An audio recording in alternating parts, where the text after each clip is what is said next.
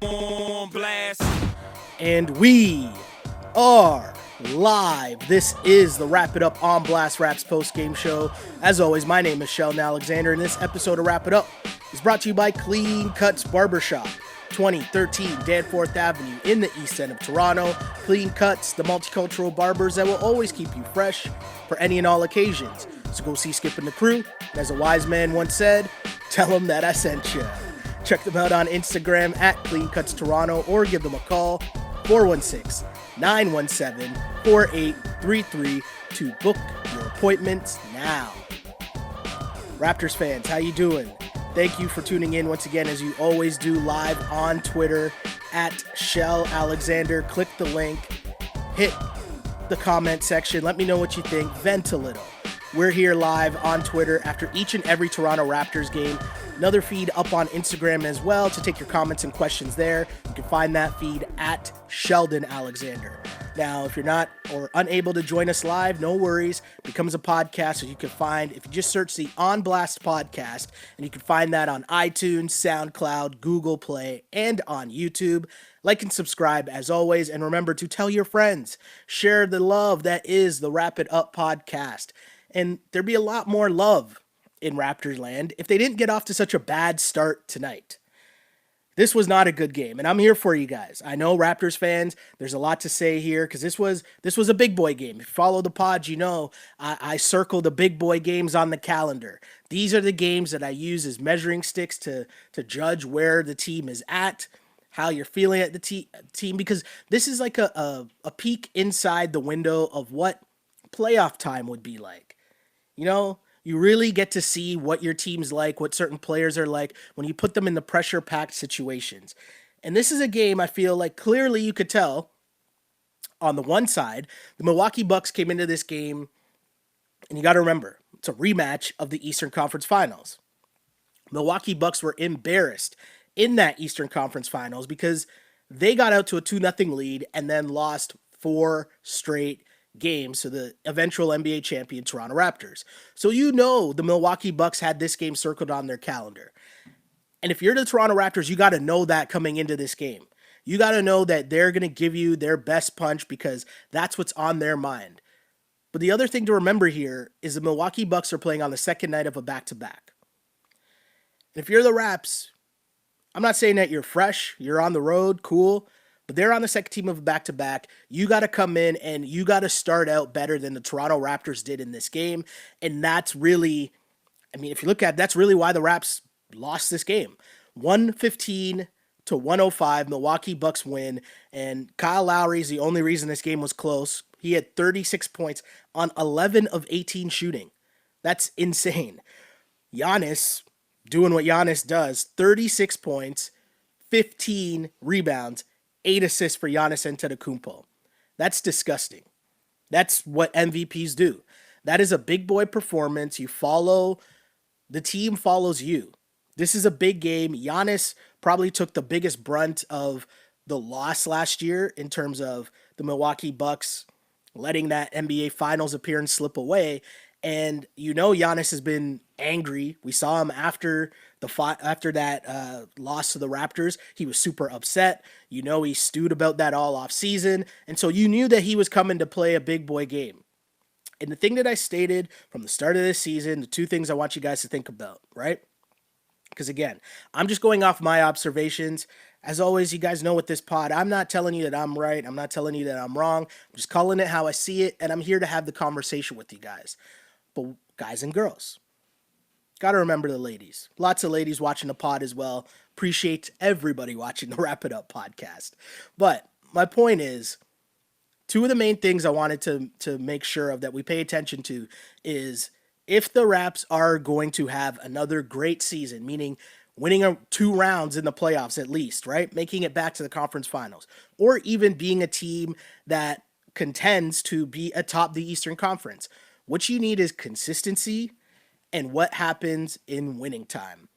Because it's the NBA. Every team has NBA players. I mean, except for if you look at the Golden State Warriors starting lineup tonight. That's a story for another day though. But the NBA, everyone is super talented. Everyone, it comes down to effort, playing defense. And the difference between the good players and great players is consistency. And so the talk about the Pascal Siakam MIP to MVP, I said I wasn't really going to get into that talk. I really wanted to see what he would do in that matchup head to head with Giannis. And we got a glimpse of that tonight. And at least in round one, Pascal did not look like he was ready for prime time in this matchup. And the one thing I will say as well is if I'm not going to overreact to the Raptors' great wins against Detroit or the Pelicans or who else did they play? The Bulls. I'm also not going to overreact to them getting blown out by the Milwaukee Bucks. What I am going to take in, though, is the things that you see. You still see some of that championship pedigree in terms of the Raps aren't going to get blown out. They're too good of a team. They play defense. Those are things that carry over definitely from last year to this year. But my main point heading into the season, why this team is going to be different and not as good as last year, and why I don't think they'll be the top 4 seed or the top 3 lock that everyone thinks there will be in the Eastern Conference, is just because the consistency. And it's one thing to say, hey, go out there, get us 30 a night, get us 25 a night, cool. But when you look across and you see the big boys on the other side, that's when you elevate your game. That's what makes the star players in this league. And if you're Pascal Siakam, you can't have 16 points on 7 of 19 shooting and foul out against Giannis. That can't happen. It just can't. And I know people are complaining about the whistle Pascal's getting early on, because it is kind of ridiculous that he is getting so many fouls early on in every single game. But at some point, you have 2 options, right? You can either keep complaining and arguing to the refs, or you can adjust. And you can play a position in terms of you adjust and don't play as aggressively. I'm not saying you don't play hard defense. I'm just saying you adjust. Because something obviously is going wrong if every single game you're in foul trouble. That can't be the ref's fault. And if we're saying here, well, he's got to start getting star calls, that's not how the league works. You don't just get star calls magically after one season. It's not how it works. It's not how it works for anybody. But beyond that, Pascal Siakam has to play better. That's just, I'm looking at the chat right now, and Glow Girl Smile checks in and says, I really miss Kawhi. There's gonna be a lot of moments like that this year. And one of those things that I will say was cool to see that reminded me of last year's team was the fact that the Raps didn't get blown out in this game. Because so many teams in the NBA, you look at the score line and it was 36-17 after one quarter. And the Bucks, Raptors started out this game, They started out horribly from this game from the floor. It was quite pathetic. It was Kyle Lowry. I think after one quarter, the Raptors were 3 of 20 from the floor. 3 of 20 from the floor at the end of one quarter. Fred VanVleet hit a 3, and then Siakam came back in the game, and the Raps kind of made a little bit of a push there. But those 3 field goals, it was 2 threes from Kyle Lowry and 1 from Matt Thomas. That's unacceptable. That can't happen. You can't get off to that bad of a start against a team that you're trying to tell us that you're on the same level as. Now, at the same time, it's the 6th game of the NBA season. So you can't overreact. You can't, look at that and be like, oh no, well, they're definitely not going to finish 3rd now. So it's somewhere in the middle. And you look for different things that you can take from this and say, hey, these are positives or these are negatives or things we got to work on. And one thing is Pascal's got to stay out of foul trouble, because if the Raptors are struggling early on to score and then Pascal picks up 2 quick fouls and now he heads to the bench, you're asking a lot from Kyle Lowry. And Kyle Lowry was on one in this game. He put in gangster work, and it was a little bit of everything. He was driving to the basket, getting and ones. He was hitting the typical Kyle Lowry deep dagger 3s. He pulled out the full arsenal in this game. But that's unfair to ask of Kyle Lowry to do that when, there's other people on the team that you demand a certain level of performance night in and night out. And you look around at the other guys on the Raptors and you say, okay, well, Siakam 7 of 19, not a good night. Fred VanVleet 2 of 12, not a good night. You go to your bench, you're still looking for consistency from Norman Powell, who normally plays well against the Milwaukee Bucks. Norm in this game in 20 minutes, 1 of 5 from the floor for 4 points. You're going to take an L if those are the numbers that are being pulled up. Kyle Lowry could go for 40. And you need just more consistency from everyone else. Because the thing was, and I know sometimes I make things sound as if it's way too simple, and I don't mean for it to sound that simplistic, but sometimes a game of basketball really is. And if you're going to get high level scoring, and normally you're assuming that that's Siakam, but tonight it was from Kyle Lowry. And Kyle Lowry has 36. We mentioned the other guys, you got to get into double digits. You got to get them in that 10 to 15 range, and you almost kind of get it, but then it comes down to the third point. The third point is what happens in winning time. Because despite all the BS, despite foul trouble from Siakam, despite Kyle Lowry being the only one shooting well for the Raps, despite all of that, somehow, some way, the Toronto Raptors in that third quarter were able to just put in work. Kyle Lowry was on one again, as mentioned, and Lowry had 34 points at the end of the third. And you got to remember, again, why I'm saying this is a lot to ask of Kyle Lowry. Kyle only had 30-plus points once in the 65 games of the regular season last year. One time he had 30-plus points in 65 games that he played last year. So Kyle Lowry having 34 to cut that at the end of the third quarter, that lead that was once at 26 was all the way down to 5. That's incredible. But then's the next step of going back to Glow Girl Smiles' point, missing Kawhi. What do you do in winning time? Who's going to create the plays? And the NBA is an interesting place. I'm going to use the example of kind of what was going on with Golden State and some of the talk from Kevin Durant, where Kevin Durant was talking about how, hey, that ball movement offense is great and it works well in regular season. And, close games, though, sometimes you just got to clear out and let your best player do work. And Giannis was creating plays down the stretch. He really was. Whether it was driving kicks to other teams, whether he was getting all the way to the basket to get and ones. Giannis even hit a big 3 at one point while the Raps were making their run. And he was making plays, and Kyle Lowry tried. He tried once or twice. He had them down the stretch, but he really couldn't do it. They fed Siakam before he fouled out, and Siakam drove all the way to the basket. Kind of out of control. Maybe Giannis did foul him, but either way, he misses. Fred drove, missed a tough lay-in, and that lead, you had it close, but it's back up to 7.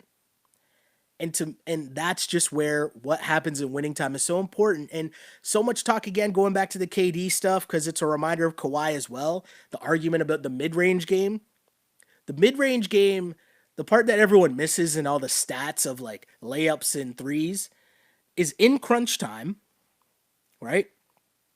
And in the playoffs, you got to throw those stats out the window because teams are playing harder defense, which the statistics don't equate for. But also, you got to think about the fact that you got to go to whatever your best move is. And sometimes if you're Siakam, that's not going to be you're not going to get all the way to the basket. And heck, same thing for Giannis. Giannis took terrible charges where Kyle Lowry's just sitting there waiting for him. And so you're kind of seeing somewhat of the same issues, but it's just the Bucks at this point are just more used to the hierarchy of things in winning time because the Raps still got to adjust to not having Kawhi in winning time. Does that make sense? I mean, Kyle Lowry did his thing, man. That third quarter, watching Kyle Lowry, that's a Kyle Lowry that Raptors fans will know and love because at the end of the day, that's a Kyle Lowry when it's good, it's great. And you wish you could bottle that up and kind of sprinkle that in every game because you don't need 36 from Kyle Lowry every night. But if you got 18 from Kyle Lowry every night, that'd be great. But I don't even know if at this point in his career, if he's going to be able to do that. And you're talking about heavy, heavy mileage on Kyle Lowry. Kyle Lowry, again, in this game, 38 minutes. They showed the board early on that Kyle Lowry's leading the league in minutes so far. It's kind of not a good look for the Toronto Raptors. And there's no way to sugarcoat that, even though there's some talk about, Kyle Lowry and he didn't play in training camp and all that stuff. And so he's getting an early workload now to work himself into shape and all that stuff. It's all well and good. But you can't be winding up Kyle Lowry that much and having him play that many minutes this early in the season. But hey, there's two ways you can look at this Raptors season. You can look at it and say, hey, they're 4-2. They shot horribly and still had a chance to win this game against the Bucks, who are a measuring stick team for them. And you can say, hey, you had a chance to win despite your poor shooting, and you just fell short. So maybe if you shot a little bit better early on, maybe the outcome of the game would be a little bit better. You can look at it that way. Or you can look at the Raptors season and say, well, they're 4-2, and in their wins so far this season, they've beaten the Pistons, they've beaten the Pelicans, they've beaten the Bulls, and they've beaten who? I'm missing a team. I'm missing a team who the Raptors beat. But bottom line, the point I'm trying to make here is they've lost to the Bucks and they've lost to the Celtics. That's not good. The Magic, sorry, that's the other team I'm forgetting. So the way you look at this, hey, I don't know how you want to look at this, Raptors fans. I'll leave that to you. There's two ways you can look at the season, though. The two games they've lost have been to the Celtics and to the Bucks, who are two teams who many assume will be in the top four of the NBA, of the Eastern Conference, right? And those two games, they're on the road. So, hey, maybe you can't fully judge until the Raps host those two teams, see how that goes. But it's also a glimpse in what happens in winning time. And so far in winning time, when the Raptors have had to play tight games, they went to overtime against the Pelicans, which I don't think you look at that, and I don't think that's a good place to be. And they lost to the Celtics, they lost to the Bucks. Tough games, but overall, it's still not bad. You're 4-2 on the season. Everything's still all right if you're the Toronto Raptors. You don't play again until Wednesday, and so you can go back, watch the tape, and know that a lot of this loss is because it was self-inflicted. Just horrible shooting early on if you're the Toronto Raptors. And again, 36, 15, and 8 from Giannis. That's massive. That's what star players do. That's what MVP players do when they know that they're facing another big boy team or someone that they deem as a big boy team. The Raptors didn't have that tonight. From there, who's supposed to be the replacement, Pascal didn't have it. Is he ready? Is he not ready? You're not gonna base that off of one game. But in this, a show me game, I said it before this podcast, right? I said it on the last pod. Go back to last year and look at the games when it was KD versus Kawhi, Kawhi versus Jan. Like, those games, you could tell the stars sniff those out. They know when those games are coming, and they're ready for those games. So it's just a lesson learned. And if we know anything about Siakam, he's going to take this lesson, and he's going to improve, and he's going to be back in the lab. And the next time the big boy game comes up, he's going to be ready. I don't doubt that, because that's just Pascal Siakam. That's just what we know of him so far. Also, too, the Raps just got to know that they got to get off to a better start. They didn't get a field goal until 6:40 left in the first quarter. A field goal. That's pathetic.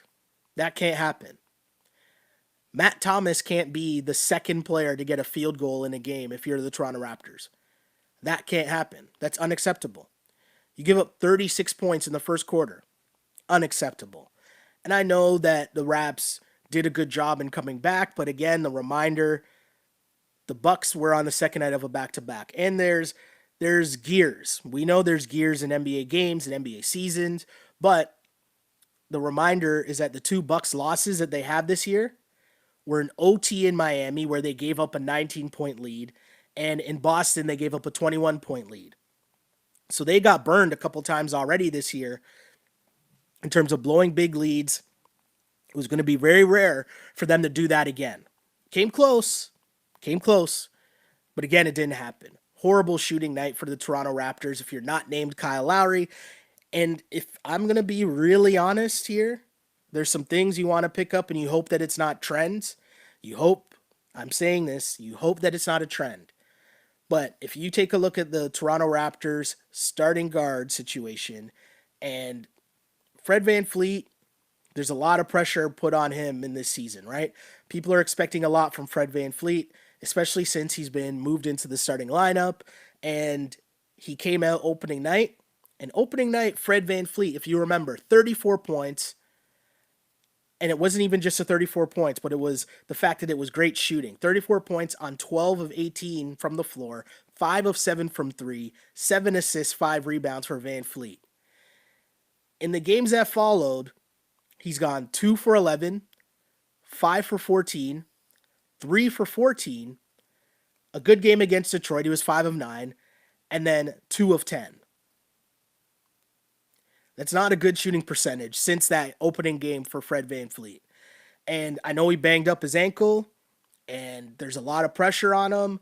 But again, the reminder of the NBA season, and it's about consistency, man. It's about consistency. And you want to see if Fred VanVleet can consistently be a starting point guard in this league. You want to see if Pascal can consistently be a top player, a lead player on a team that has serious aspirations or aspirations of making a deep run. And Kyle Lowry so far is holding up. So you just got to enjoy that ride. But history tells us it's unlikely for this Kyle Lowry thing to continue, right? But hey, got to ride the wave. Got to enjoy, take the good with the bad. And the good tonight was Kyle Lowry putting in mega work. The bad was Pascal Siakam didn't look ready to be in the universe, the same stratosphere as Giannis Antetokounmpo. Luckily for Pascal, that was the first of 4 games this year, so he'll get another chance. But let's get to some comments here because as I mentioned, this is a show about you. This show is a conversation. As mentioned from the very start of this podcast, when we started it last year, my goal was to take my group text that I have with my friends and bring that to the masses. So here we are, and let me get some comments here. Go to Instagram, and Chotter4 says, we played a so-so game against a very good team, and we still almost won. I'm not worried. Interesting take. Again, that's one way to look at it. You played horribly and almost had a chance to win at the end. But when you're talking about the course of the regular season, you're talking about regular season standings, and I'm going to say, I don't think the Raptors' bar this year is championship or it's a disappointment. So you're talking about, can you have regular season success the year after Kawhi leaves? Can you win a round the year after Kawhi leaves? So if the regular season matters, whereas last year I was the one here standing saying I don't think the regular season mattered that much. If the regular season matters, these are the games that will decide whether you had a good year or an okay year. Those games where you probably shouldn't win, but the really good teams have their superstars that win them that game. Win them games when they're not supposed to win. Shoot terribly in the beginning, but shoot your way out of the slump and win the game. And it's really fitting that I mentioned this on Twitter, but before the game on NBA TV, they were showing the Raptors game in 30 or game in an hour of the Game 6 clincher against the Bucks. And then right after that, they aired the Open Gym episode of that Raptors series, the Raptors making it to the NBA Finals. And first things first, those guys do a great job on Open Gym. Like, that show is incredible, the access, and like, I got chills watching that again. And I guess it was just because it's been a few months since I've watched that episode or watched that footage of that Game 6 and how incredible it was. But it was also the reminder of Kawhi and the superstar level in terms of, oh yeah, to me, this is why Kawhi is a GOAT Raptor. I bring that up because if you check the feed, scroll a little, you'll find our conversation about the top 25 lists that went on about who the greatest Raptor of all time is. But the reason why I say people have this like clouded memory because we don't remember the details, right? We might not remember the little things that the GOAT player of your organization would do for you. And I mean, Kawhi had 17 rebounds in that Game 6. Like, he didn't shoot the ball that well, but he made the plays. The dunk on Giannis is one of the greatest plays in franchise history. And I mean, we forget the 17 rebounds, but the point is the superstar players make those plays to win games that you probably shouldn't. But also, the little things that Kawhi did, like cut runs off and create his own runs, control the tempo of the game. Remember, the end of the third quarter, the Raps are down, 15? And Kawhi goes on a personal run to drag the Raps back to cut that lead before the start of the fourth quarter. Those are the things. That's when we're talking about the levels of star and superstar. So if you're talking about are you worried about this game because the Raps played so and still almost won? Well, my retort to that is, okay, well, it still comes down to winning time. And in winning time, like, what's going to change in winning time? That's my only question. That's my only hesitation with this Raptors team.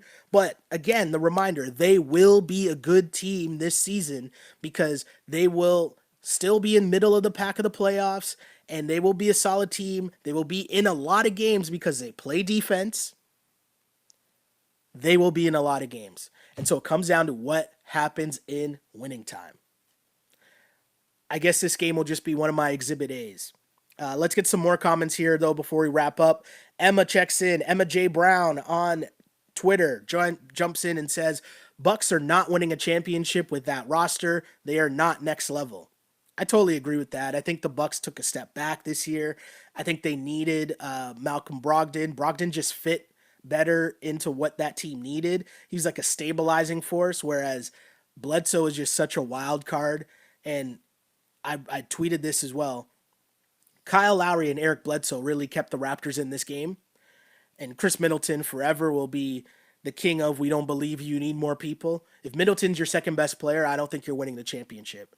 But again, Giannis is that monster, and they have a system that works around Giannis and shooters on deck. Hey, I don't know. For one night at least, they looked better than the Raptors. Another comment here. Let's see. Marc Gasol has noticeably crapped out in both losses, to be honest. Marc Gasol, what are your expectations for Marc Gasol this season? I know someone commented on one of the things that I'm the Marc Gasol defender, so they were checking in to see what I had to say about Gasol. And it's the same thing. You know what you're getting from Gasol at this point. Gasol is in there to be a floor spacer, to move the ball, to help move the ball on your offense. And I've stated this from the beginning. If his only shots are going to come from him shooting the wide open threes, he's not going to be successful as a Raptor. You have to get him more shots within the paint, because what ends up happening is now he'll miss. He went 2 for 6 from 3. Why is he shooting 6 threes? That's not good. He's shooting them because he's wide open, and the feel is that he has to shoot those threes, right? But you look at the box score and it says he's 4 of 12. 12 shots, okay, cool, but why are half of them three-pointers? Get in the paint. And then those shots that he then misses in the paint look a lot worse because you're only seeing him miss the 1 or 2 in the paint. But big guys miss shots in the paint all the time. Do you know does that make sense? Like, if you run the offense or run his shots so that you're getting him more shots in the paint, guaranteed he'll be more effective. But you're also not banking on him getting a lot of points. The fact that he got to 10 points, that's a win. 10 and 12 for Marc Gasol at this stage, I don't know. I mean, was Serge was super active, but Serge was only 3 of 10, 11 points in this game and 4 rebounds. 4 blocks. Serge was a beast. Serge was hella active. But I still stand by the fact that the way that the Raptors will be successful is still Gasol in the starting lineup and Serge giving them energy off the bench. 34 minutes from Gasol, I will say I think is too many. But I guess they're playing the matchups. You want Gasol building that wall, the help defense, the intangibles, the things that don't show up on the box score. That's why he's going to play so many minutes. And matching up against the Lopez twins, which I'm not even going to go there because I don't want to talk about the Lopez twins. Let's get to some more comments. Back-to-back comments here. Sharice says Pascal not ready and the Bucks planned for him and Fred. Ragul backs that up and says Pascal has to start shooting turnaround jump shot. Two things.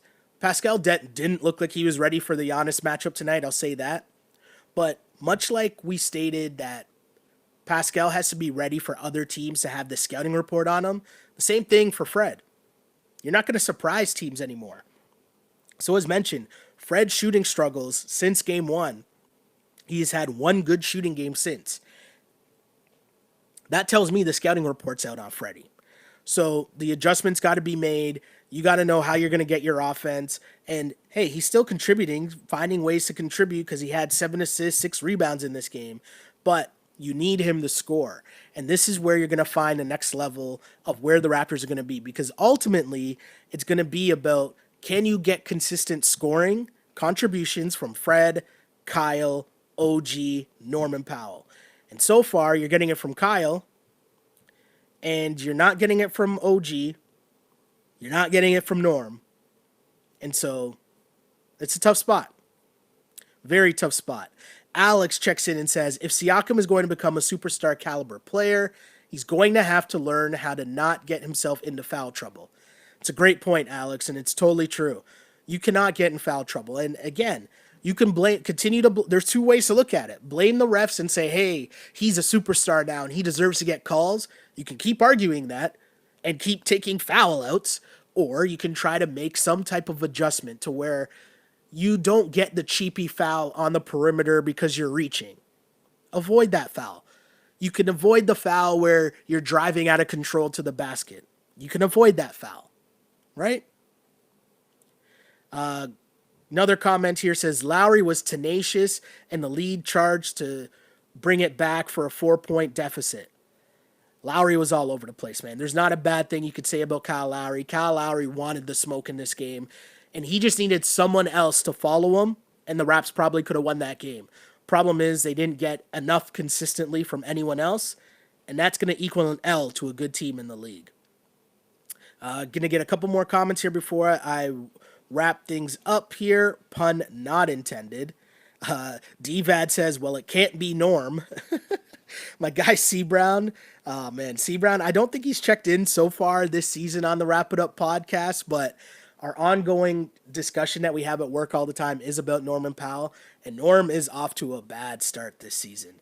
And maybe Q's point is right in the sense that Norm does better when he's being challenged. Anytime he's been given something, meaning like, hey, Norm, you're going to start now, he hasn't played well. But anytime it's been Norm's in the doghouse or Norm's been playing bad and his minutes have been taken away and then he gets a shot, Norm magically steps up.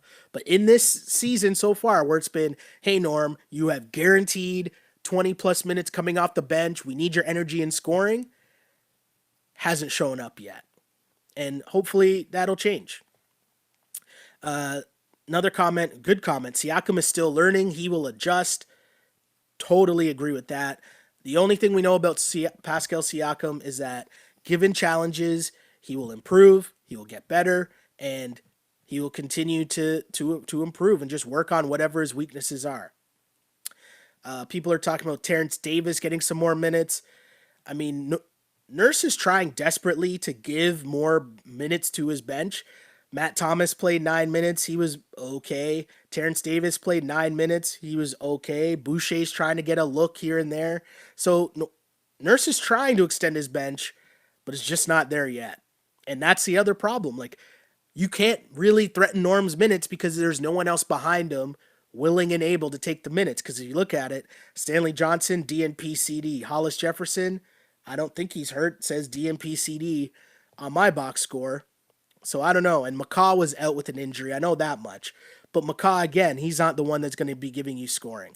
So ultimately, if you're the Toronto Raptors, man, not a good look tonight because I feel like it just wasn't a good look.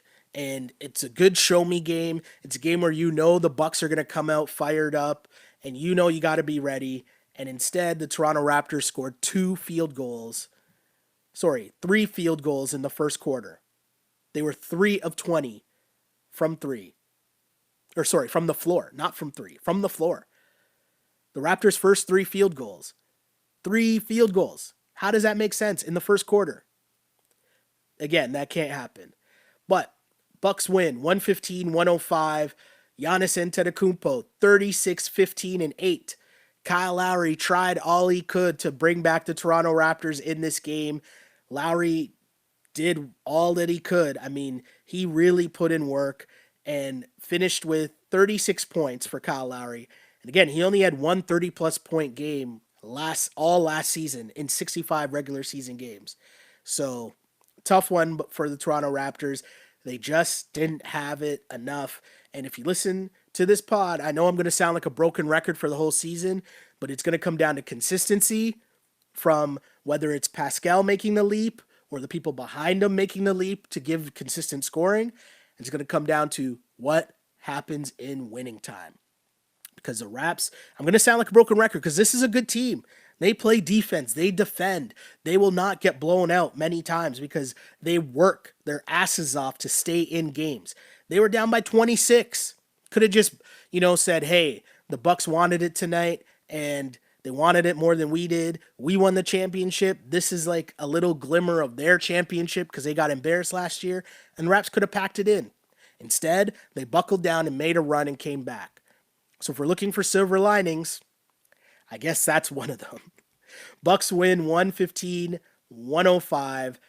Raptors and Bucks now sit at 4-2 on the season. Good game for Kyle Lowry. Pascal, he'll be thinking about this one for a while. Again, my name is Sheldon Alexander. Thank you for tuning in. If you are tuning in live on Twitter at Shell Alexander, where you can find this podcast live after each and every Toronto Raptors game. Same thing goes for Instagram at Sheldon Alexander. And of course, if you tuned in the middle, you want to catch it from the beginning, we become a podcast that you can find on iTunes, SoundCloud, Google Play, and on YouTube. Just look for the On Blast podcast. This is called Wrap It Up. You'll find other podcasts there, including an NBA-wide discussion called the Ball on Blast podcast. You'll also find a podcast that's about the MTV reality show called The Challenge. That podcast is called You Killed It. All of those things you find under one feed, and hopefully you enjoy this podcast because this is for you. This is for us to have a space where we can vent and discuss the disappointments, the highs and lows, keep each other thinking about the positives as we break through this Toronto Raptors season. And the other thing I'm going to remind you is that the Toronto Raptors are NBA champions. And if you want another reminder, a reminder of just the fact that the Toronto Raptors are champs and the fact that, it could always be worse, I'm going to give you guys this reminder. I'm going to say that the Golden State Warriors starting lineup tonight, Kai Bowman, Jordan Poole, Glenn Robinson, Eric Paschall, and Willie Cauley-Stein. That is what the Toronto Raptors did to the Golden State Warriors, and I'm going to remind you guys, Toronto Raptors, defending NBA champions. And on that note, I'll wrap up this podcast the same way we always do because I used to pray for times like this to rhyme like this. This is the Wrap It Up on Blast Raps postgame show, as always, unpolished and unapologetic. Until next time, see ya. On blast.